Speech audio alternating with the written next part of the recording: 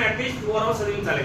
ఎవరు చదివించట్లేదు. మీ నాన్నగారు అమ్మగారు ఉదయం కష్టపడుతున్నారు, టీవీలో చూసుకుంటున్నారు, అంతే.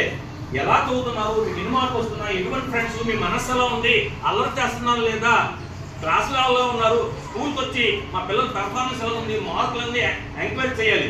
ఏ పేరెంట్స్ చూస్తున్నారు? లేదు. ఫిన్లాండ్ అనే ఒక దేశం ఉంది. ఆ దేశంలో విద్యార్థులు రోజుకి 18 గంటలు చదువుతున్నారు.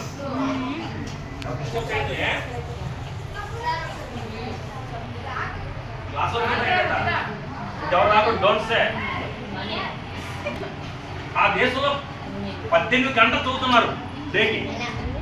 ప్రపంచంలోని ఆ దేశంలో విద్యా వ్యవస్థ ఎలా ఉంది, ఎలా చెప్తున్నారు చూడడానికి ఒక సంవత్సరానికి 5,000 మంది ఆ దేశం వెళ్ళి ఆ దేశంలో ఎలా చెప్తున్నారు, విద్యార్థులు ఎలా చదువుకున్నారని చెక్ చేసి వస్తున్నారు. అటువంటి కంట్రీ వరల్డ్ లో ఫిన్లాండ్ అనేది ఒక ఎడ్యుకేషన్ హబ్. ఫిన్లాండ్ కంట్రీ అక్కడ చదువు ఎలా చదువుతారో చెప్పలేం. అక్కడ టీచర్స్కి ఎంత రెస్పెక్ట్ ఇస్తారంటే, మనకి ఇక్కడ కలెక్టర్కి మనం ఎంత రెస్పెక్ట్ ఇస్తామో సేమ్ రెస్పెక్ట్ టీచర్స్ ఇస్తారు.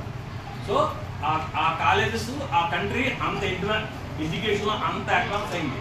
మీలో అందరిలో తెలివితేటలు ఉన్నాయి, కానీ ఆ తెలివితేటల్ని చదువులో మాత్రమే చూపించాలి. ఒక అమ్మాయి కానీ క్లాస్ చెప్తున్నప్పుడు ఇంకో పక్క అమ్మాయితో మాట్లాడితే తను డిస్టర్బ్ అవుతుంది, పక్క వాళ్ళని డిస్టర్బ్ చేస్తుంది. So 2 losses. ఆ క్లాస్లో మీరు అందుకోలేరు.